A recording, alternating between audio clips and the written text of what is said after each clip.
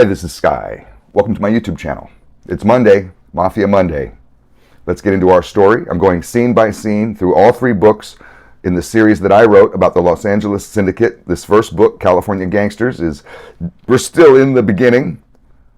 I forget what chapter, 12 or 13, but whatever this chapter is, we're going to finish it off. This may be a slightly longer scene, and we're going to mix two worlds I love talking about. In this scene, we're going to mix the Mafia world and the biker world. The Hells Angels and the Italian Mafia.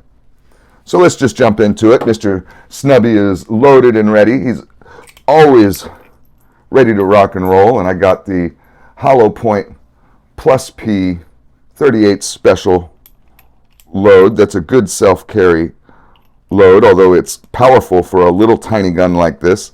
I could have got the 357 version, and it's fun to carry a 357, but this is a tiny little pistol, and a 357 bullet is kind of useless.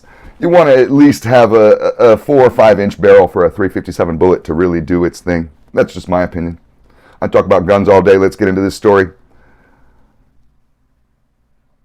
I found the shop I was looking for right away. It was in a rundown section of the industrial district near downtown. I pulled my car up to the curb out front of the bike shop and parked near a line of Harley-Davidson motorcycles. It was a dirty, dusty street with nothing but tan-colored warehouses on both sides. The motorcycle shop was the only standalone building on the block, as if it was left over from the 1930s, back when Las Vegas was a one-horse cowboy town. The shop had large glass windows with red letters on the front that read Big Steve's Choppers. The front door was locked, but their lights were on, and bikes were out front. So I knocked as hard as I could on that little wooden frame of the door until I thought I'd break it. I stood around out front for a bit, and after what felt like an eternity, this little skinny man covered in horrible blue faded tattoos came to the door. He had blue jeans that looked like they'd never been washed before. And he was wearing a dirty denim Hells Angel vest with no shirt on, and he had a pistol stuffed in his waistband, pushing up against his belly. He unlocked the door, only opening it a small crack, and said, "Hey, sorry, big fella, but we're closed right now." He tried to shut the door on me, but I put my foot in the way to stop him from closing it. With one hand, I pushed the door wide open, and with the other, I grabbed the pistol from his belly, shoving my way into the motorcycle shop. He yelled at me, "Hey, asshole, you can't come in here." Right then, a rather large, muscle-bound man with long, straight blonde hair came into the front area to see what was going on. He was holding a long, black Colt revolver. It looked like a 357, but it could have been a 38 Special. He replied, "Who the fuck are you?" I calmly said, "Mika Bonoro sent me." I handed the little man his gun back. As the big dude still had his pistol in his hand, I figured it was a good idea. He said to me, "I'm Steve, and Mika was a good brother of mine. We go way back, so any friend of his is a friend of mine. This little guy here, he's a long-time member of our club. We call him Dog Food, mainly because that's all he likes to eat. Isn't that right?" Dog Food grudgingly put his pistol back in his waistband, where I snatched it from, and then politely shook my hand with a smile. I followed Big Steve and Dog Food to the back of their shop. The back of the shop was a maze of broken motorcycles and piles of parts. The walls were lined with tall wooden shelves that went up to the ceiling. They were filled with various motorcycle-related items. The place smelled of cigarettes, smoke, and gasoline. We took a left at the Handlebar Mountain, which was as tall as me and probably 6 or 10 times wider. We walked past a nice claw-footed bathtub that was full of what looked like different kinds of carburetors. There was a shelf of old Harley-Davidson engines from what looked like every year, from old up to the present. As we turned right at a row of 3 motorcycle lifts, all having broken down half-finished chopper projects on them, I could hear the sound of a radio playing rock music. There was a fat Hells Angel wearing a t-shirt with Hitler's face on it, working on the middle lift, and he tried to give me a mean look as I walked by. We finally reached the back wall and stopped at a small office. Inside the office, the walls were filled with pictures of naked women posing on motorcycles. They were all clipped from that magazine, Outlaw Biker. The room reeked of beer and the floor was sticky. There was a giant banner of the Hells Angels Motorcycle Club logo that was hanging above the desk along the back wall. The desk was piled high with papers and customer invoices.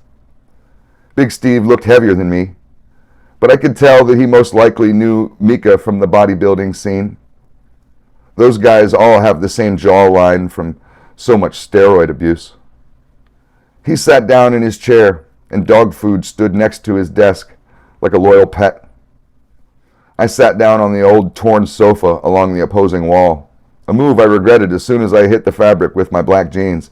The sofa was totally covered in dog hair, but I saw no dog anywhere in the shop and wondered if it was from the little dude with the belly gun.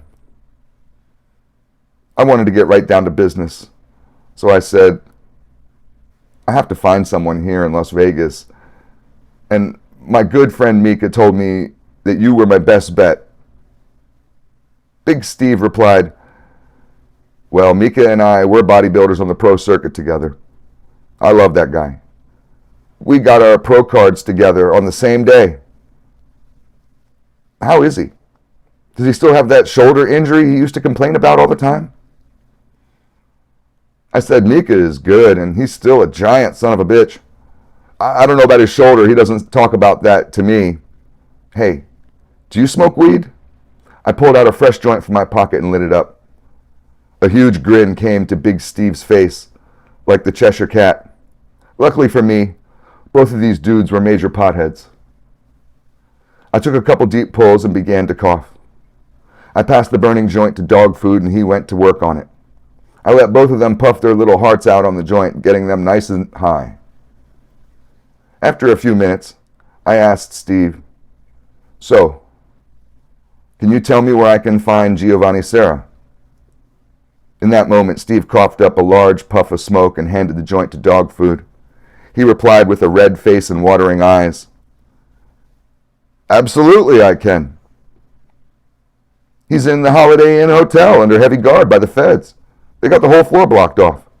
I was told by a reliable source that he's in room 306, and there's 2 FBI agents out front. But the rest of the security in the building is the local LVPD. I was shocked, and I said, really? How do you know all that? Steve grabbed an already open warm beer on his desk, taking a long swig to clear his throat. He spit it out into a small metal trash can with a cringe on his face, and he replied, that was the beer I put my cigarettes out in. Damn it. That fucking sucked.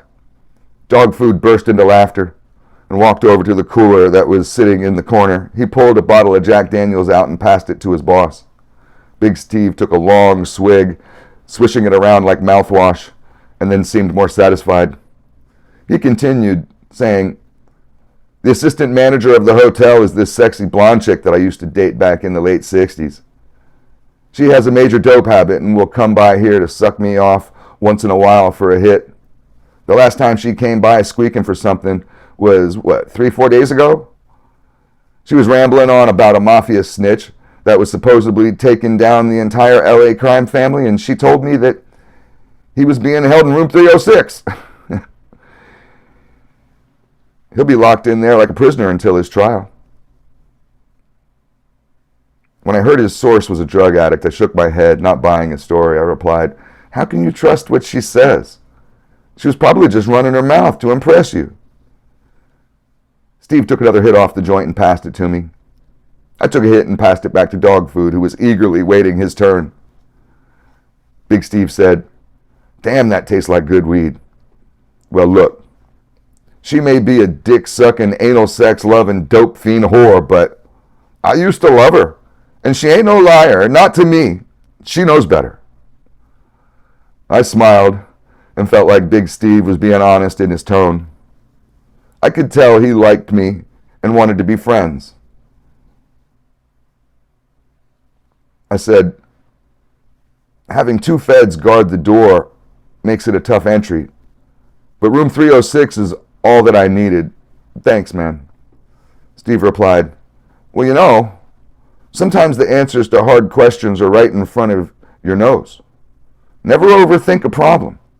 I learned that from working on bikes. If you don't mind my 2 cents, all you really need is a diversion in order to distract the cops that are in the building and the feds that are out in front of the door. Then you can just slip in and out unnoticed. I looked intrigued at his plan and asked, well, that does sound easy the way you put it. What sort of diversion did you have in mind? Big Steve replied, hey, this is your job, but I was thinking that we could help. Now hear me out before you say no. My guys could simply park out front with all our bikes, and we could cause a big ruckus. We're good at that. We could even start a small riot out in front of the hotel and keep everyone busy, hopefully allowing you enough time to slip in and out like a ninja.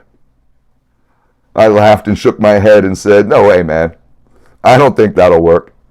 Hey, I appreciate the help, and I enjoy hanging out with you, but as the old saying goes, sometimes too many cooks spoiled the stew. Steve laughed and replied, well, you're the professional, not me. I only live here and deal with these feds and pigs every day. Here's my business card and phone number on it if you need us. I said, thanks, man. I'll think about it. Big Steve replied, hey, do you ride? We have a run coming up. If you're still in town, you should come ride with us. We go out to the desert and camp out on a nice piece of private property. It's a big party, and we go crazy for a couple days. You could join us. I said, you know, big guy, I just might do that. I've always wanted to be a biker. I shook hands with Dog Food and Big Steve. Then I left the shop. As I drove off back to my hotel, plotting my next move, I thought about Steve's diversional plan. I turned on the radio, and both rock and roll stations were playing different Tom Petty songs at the same time. So I turned the radio off. I fucking hate Tom Petty more than anything. Let's stop there. We'll pick up the next chapter. What's the next chapter? Chapter 14. We're getting good. Stay tuned.